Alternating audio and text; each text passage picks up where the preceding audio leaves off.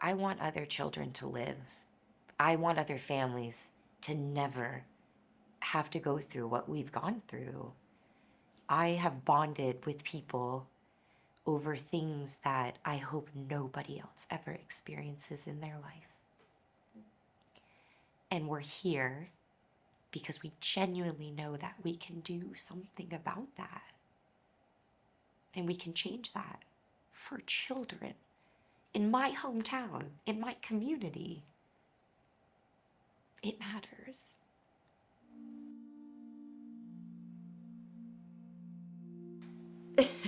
I'm so sorry. Thank you for having me. I'm grateful to be here. I'm born in this city, born in this county, and I have an exceptional family. I married a man who moved here to serve our community. He's an emergency room doctor. And we also have an 8-year-old son whose majority of his interaction with this world has been defined by seeking epileptic healthcare. And that's been a challenge for our family. It's impacted me. I've quit my career twice. I dropped out of a PhD program. We have leaned on every single person that we could think of to get our son the attention that his disease deserves. Connor had his first seizure early 2020. That's an interesting time in the world, if we can remember that, and specifically in medical care. We went to the only doctor children have. We went to his pediatrician. She sent us to a neurologist who said he couldn't help him. He didn't have space in his schedule for Connor. Referred us to another doctor who could not get an EEG or an MRI scheduled. My son was 2. We were scared. We got referred to a third neurologist and ended up getting an MRI and an EEG. And the only thing that neurologist really could do for us at that time was to send us out of state.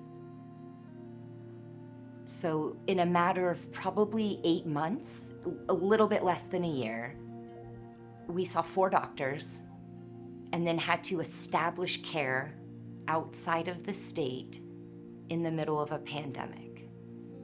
Experiencing 4 different doctors who tell you they can't help you as a parent is devastating. That's concerning for a state like Nevada, that we have nothing to offer children that have such a common disease. So we had to seek care elsewhere. Every hospital is different. Every state's different. So you have to do your research. You have to inform your insurance. You have to get some type of information from the hospital as far as pre-authorizations. You have to get all the referrals, which when you're living in a fragmented system like Nevada, that is challenging in and of itself. When Connor first was hospitalized, they changed his prescriptions and they changed his medication. And you think that's so easy. That's not that easy going from state to state. It's challenging not just booking flights, getting hotels, making sure you have a place to go, following up with insurance. Insurance is very tricky, whether you're in state or traveling out of state. When you're traveling out of state, you have to have pre-authorizations. You certainly can go without them. I would not recommend it. That's a bill that could go up into the millions. We've been billed for $500,000, $700,000, and you get these bills, and you have to have the awareness and the education and the confidence to follow through and to follow up on these things. And that's intimidating, and it's not fair to any family with any insurance or no insurance, because they will most likely bill incorrectly. And that is a whole other level of trauma. Interstate is not as easy as you would think it would be. And we're talking about brain surgery. Yeah. Right? Like, this is not simple conversations.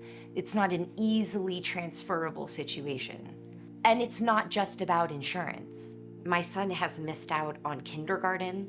He's missed out on Christmas. He's missed out on birthday parties, his own and friends. If there was a hospital here in Las Vegas, I wouldn't have missed his sister's theater performances. I wouldn't have missed my daughter's cheer ensembles. It's bigger than the disease. And having care in your own community changes that. Like, we could have had Christmas together while my son was battling for his life in a hospital. It's very frustrating, and it's hard when you're dealing with a child, because how could they not think that this is their fault? How could they not think that they're doing this to their family? They're very aware. They are very aware that their limitations are bringing their family through this struggle. Yeah. And it's hard.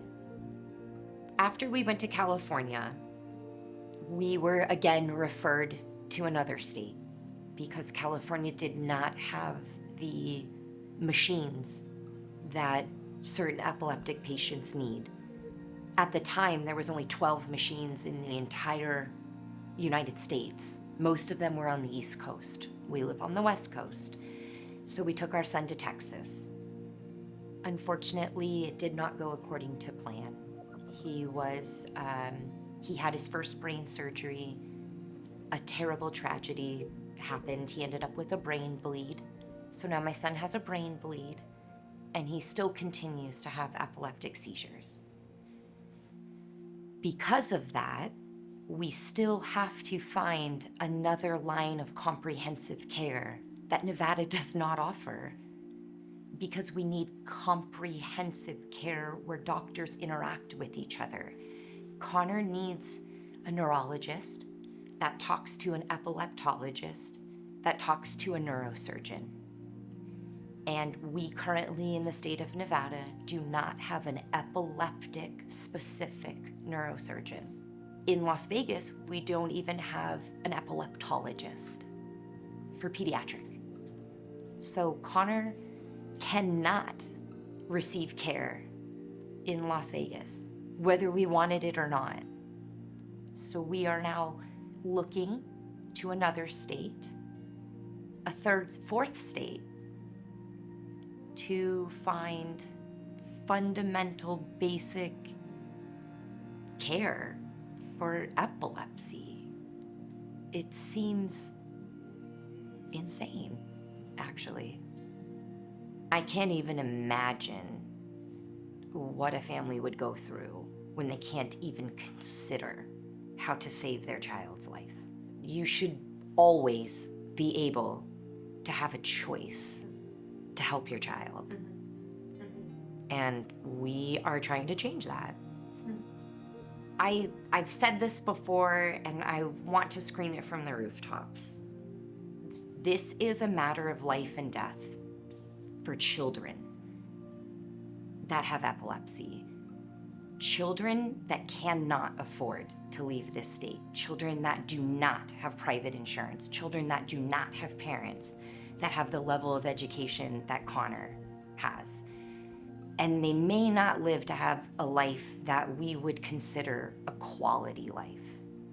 So a comprehensive level 4 pediatric hospital is what the epileptic community of Nevada deserves. It's more than a need. They deserve it. And we've deserved it for a very long time. Hospitals need certain machines. They need to have MRI machines in an operating room.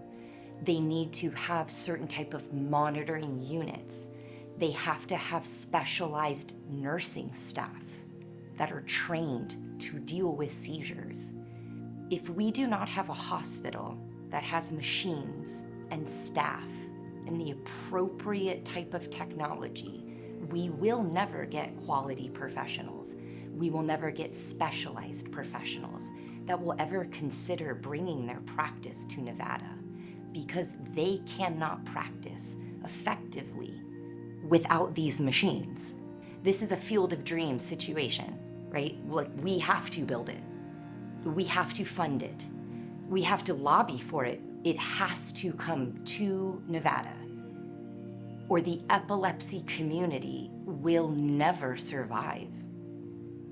It's really black and white for us. It's simple. It is life and death. Most children that have diseases that impact their life on a daily basis, it's not always just one disease. So a comprehensive system allows you to go to a place where my son, who is an epileptic, can also see his cardiac doctor, instead of having to go here and think one thing and go there and think another, and wondering as a parent what you're doing wrong, or what you could do better, or how you could navigate this better. And so there is a peace of mind that brings. There's a confidence that brings, that as a parent you can go, gosh, I can help my kid.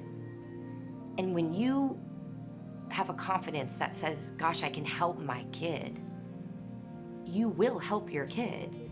You know, when the system tells you you can't, you wonder, maybe I can't. And that's not fair. Because I know I can help my kid, but I need a professional to help me help my kid. And I deserve that. Connor deserves that. Nevada deserves that. So I've chosen for the first time to put my kids' photos out there because I want a hospital here in my state. I want families to know that they don't have to bankrupt themselves.